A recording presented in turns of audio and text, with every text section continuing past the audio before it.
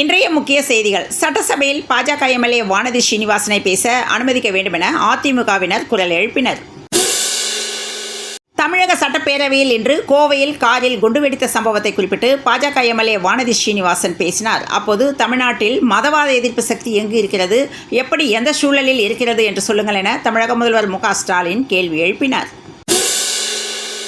பொதுமக்களுக்கு பணத்தை மீட்டு தரும் திமுக அரசு என்று பேரவையில் உறுப்பினர்களின் கேள்விக்கு முதலமைச்சர் பதிலளித்துள்ளார்.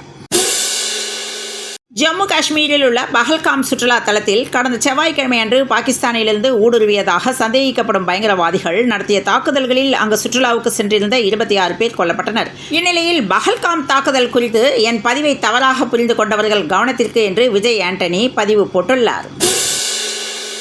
ரூபாய் 2 கோடி சொத்து குவித்த வழக்கில் அமைச்சர் ஐ. பெரியசாமியை விடுவித்த உத்தரவை ரத்து செய்து சென்னை ஐகோர்ட் உத்தரவிட்டுள்ளது.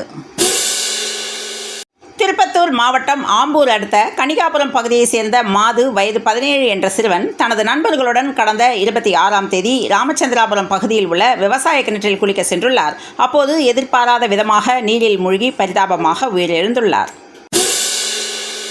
தமிழ்நாடு அரசு போக்குவரத்து கழகம் ஆன்லைன் முன்பதிவு செய்யும் பயணிகளை உற்சாகப்படுத்தும் விதமாக இந்த அசத்தலான திட்டத்தை அறிமுகப்படுத்தியுள்ளது. இதன்படி ஏப்ரல் 1 முதல் ஜூன் 15 வரை அரசு பேருந்துகளில் ஆன்லைனில் முன்பதிவு செய்பவர்களின் பெயர்கள் கம்ப்யூட்டர்கள் மூலம் குலுக்கல் முறையில் தேர்ந்தெடுக்கப்படும் என்றும் மொத்தம் 75 பேருக்கு பரிசு மழை எனவும் அறிவிப்பு வெளியிட்டுள்ளனர்.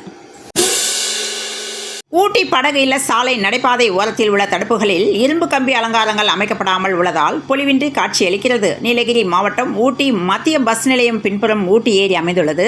இந்நிலையில் ஊட்டி படகு இல்ல நடைபாதை ஓர தடுப்புகளை சீரமைக்க கோரிக்கை விடுத்துள்ளனர். குன்றத்தூர் மாங்காடு பகுதிகளில் சட்டவிரோதமாக தங்கியிருந்த வங்கதேசத்தை சேர்ந்த 30க்கும் மேற்பட்டோரை தில்லி போலீசார் கைது செய்துள்ளனர். கோடை காலம் தொடங்கிவிட்டதால் சூட்டை தணிக்கும் வகையிலான இளநீர், சர்பத், தர்பூசணி பழம், ஜூஸ் வகைகள், பழங்கள் வியாபாரம் களை கட்டியுள்ளது. இதில் சர்பத் மற்றும் ஜூஸ் போடுவதற்காக எலுமிச்சையின் தேவை அதிகரித்துள்ளது. தற்போது தமிழகம் முழுவதும் கோயில் திருவிழா காலமாக இருப்பதால் எலுமிச்சை பழங்களின் தேவை இரட்டிப்பாகியுள்ளது. இதனைத் தொடர்ந்து எலுமிச்சை பழத்தின் விலை எகிரியுள்ளது. நம் வலிமையான கரங்களால் நம் இறையாண்மையை பாதுகாப்போம் என்று விஜய் ஆண்டனி பதிவிட்டுள்ளார். ரூபாய் 29 கோடியே 96 லட்சத்தில் காவலர்களுக்கு நலத்திட்டங்கள் என்றும் பெண் காவலர்களுக்கு சிறப்பு திட்டங்கள் என்றும் முதலமைச்சர் அறிவிப்பு வெளியிட்டுள்ளார். தமிழ்நாட்டில் குழந்தைகளுக்கு எதிரான போக்சோ வழக்குகள் மற்றும் பெண்களுக்கு எதிரான குற்ற சம்பவங்கள் அதிகரிப்பதாக போலீசாரின் கொள்கை விளக்கம் குறிப்பில் தெரிவிக்கப்பட்டுள்ளது. விழுப்புரத்தில் சாலை மறியல் போராட்டத்தில் ஈடுபட்ட தமிழ்நாடு அரசு பணியாளர் சங்கத்தினர் 100க்கும் மேற்பட்டோர் கைது செய்யப்பட்டனர். திருநெல்வேலி மாநகராட்சி இன்ஜினியர் மற்றும் அவரது மனைவி 9 ஆண்டுகளில் வருமானத்துறைக்கு அதிகமாக ரூபாய் 3 கோடியே 59 லட்சம் கோடி சொத்து குவித்ததாக லஞ்ச ஒழிப்பு போலீசார் வழக்கு பதிவு செய்துள்ளனர். நெய்வேலி என்எல்சி நிறுவனத்தில் வேலைவாய்ப்பு உள்ளதாகவும் 171 காலி பணியிடங்கள் இருப்பதாகவும் தகவல்கள் வெளியாகியுள்ளன. காவலர் நலனை திமுக அரசு பேணி பாதுகாத்து வருகிறதாக சட்டசபையில் முதலமைச்சர் மு.க. ஸ்டாலின் கூறியுள்ளார். தொழில்நுட்ப வளர்ச்சியால் ஏற்பட்ட இந்து எழுச்சி முதலமைச்சரை பணிய வைத்திருக்கிறது என்று வானதி ஸ்ரீனிவாசன் தெரிவித்துள்ளார். கன்னியாகுமரியில் 17 வயது 11ஆம் வகுப்பு மாணவன் கத்தியால் குத்தி கொலை செய்யப்பட்ட சம்பவம் பரபரப்பை ஏற்படுத்தியுள்ளது.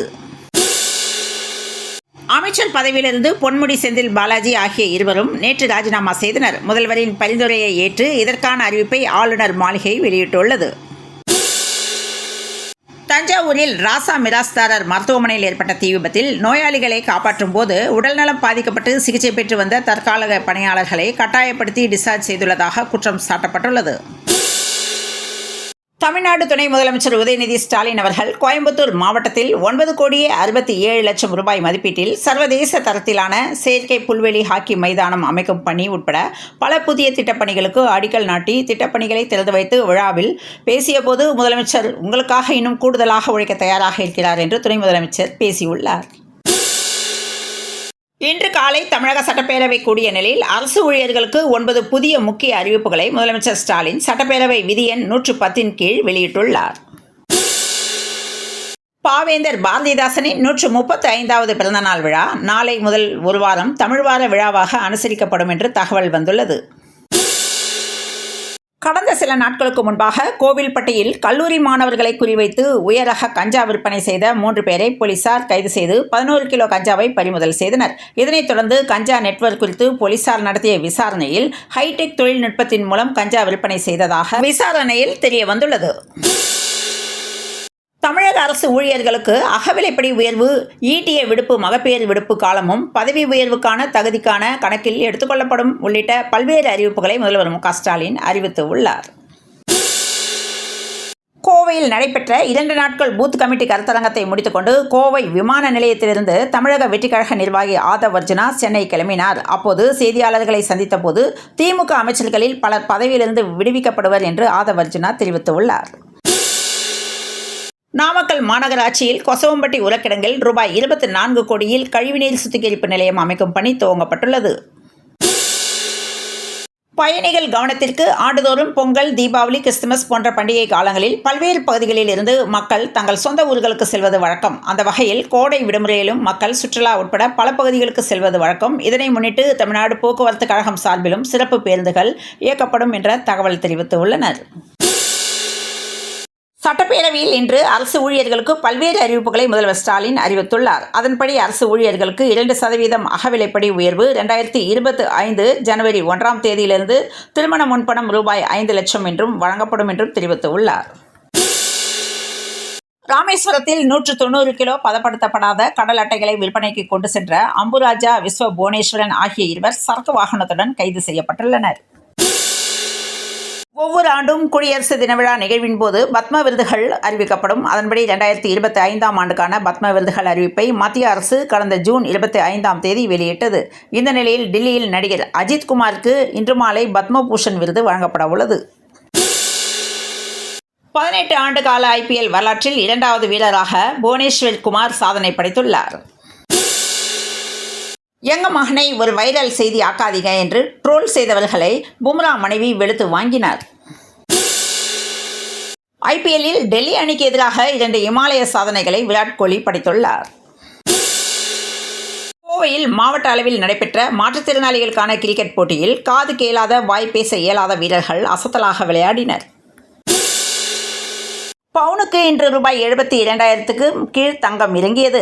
இன்று தங்கம் விலை கிராமுக்கு ரூபாய் 65, பவுனுக்கு ரூபாய் 520 குறைந்துள்ளது. வெள்ளி விலை கிராமுக்கு ரூபாய் 1 குறைந்துள்ளது. அதன்படி சென்னையில் இன்று 22 கேரட் ஆபரண தங்கத்தின் விலை ஒரு சவரன் 71,520 ரூபாய்க்கும், 1 கிராம் 8,940 ரூபாய்க்கும் விற்பனையானது.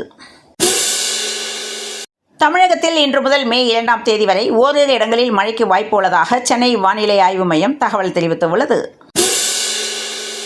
தமிழ்நாட்டில் இன்று முதல் 7 நாட்களுக்கு ஓரிரு இடங்களில் மிதமான மழைக்கு வாய்ப்பு என சென்னை வானிலை ஆய்வு மையம் தகவல் அளித்துள்ளது.